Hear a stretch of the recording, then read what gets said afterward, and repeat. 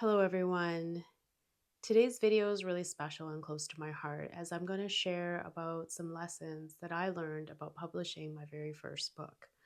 It's different, I think, than it was in the olden days. So I did it through KDP and Amazon. I'm not going to talk about the technical stuff, but more about the healing journey. So welcome.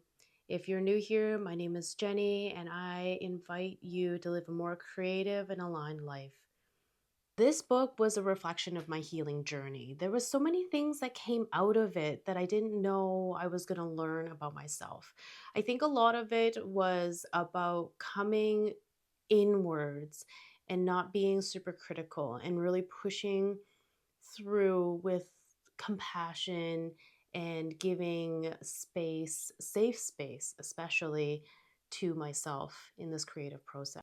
It came to me when I was in my final semester of nursing. I was doing my clinical hours, working 2 days, 2 nights from 7 to 7. It was 12-hour shifts, and I came home after a night shift and I couldn't sleep.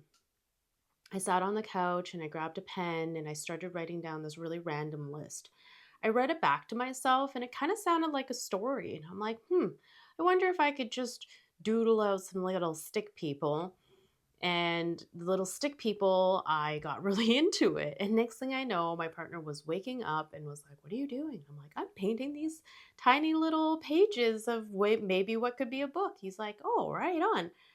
Um, so that's kind of where the inspiration came from, and I started rolling with it. I never really thought it was going to be a book, but next thing I knew, I was creating pages.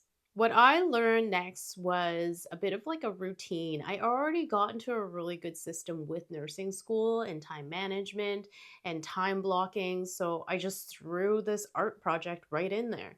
I gave myself an hour to 2 hours whenever I had the window for it that I would have been doing homework, and I slotted in this art project. So as I started writing this story, it evolved and the words changed and the meanings changed and it became more aligned. And then I changed it back and some of the images didn't fit. And I tried to ask AI to make me some images. I asked my friend to make me some images, and I realized that it had to come from myself.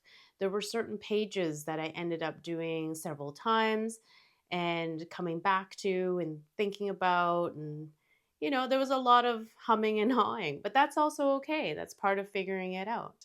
I had to really trust imperfection. Imperfection was literally right over my shoulder all day, every day during this process. It was watching me, and I was like, is it good enough? Is it worth it to keep it? Should I paint another one? Was that a waste of time? So I went through a lot of emotions. I think there was a point in time where I was going to give up. But my partner was really supportive and was able to just say, "Hey, why don't you just create it for you? And you don't have to share it with anybody at all." And it took a bit of the pressure off. Publishing was messy. It was hard. I was very, very fortunate to have a close friend who was publishing her first book and had already done it a couple weeks right before I did. And I was so proud of her. And I asked her, I'm like, "Can you please help me? And share what you've learned," because I wasn't figuring it out. She walked me through the KDP templates and the margins and how to order author copies and scan them in. I had to mess with it. It took, I want to say, like 3 weeks to really mess with all of it for me to just finally say, "Oh, it done is better than perfect." I really needed it to just be done. I spent so much time and it wasn't going to be perfect, or I would have ended up repainting all the pages. A simple suggestion and recommendation for any creators out there is just start. Just see what you come up with. It's a fun process to see your imagination come alive and to play with characters and to think about who's going to enjoy this. I really did it more for my daughter than anybody else. I wanted her to have a piece of me that felt authentic and close to my heart. And I dedicated the book to her. I actually even ended up writing some extra journal prompts at the end for my own reflective journey, for future creators, for young readers. Use what you have. You have the tools, you have the wisdom. And if there's anything you don't know and you don't understand, we live in a world where you can Google anything, you can YouTube anything, and you can ask a friend, you can call for help, you can hire a coach.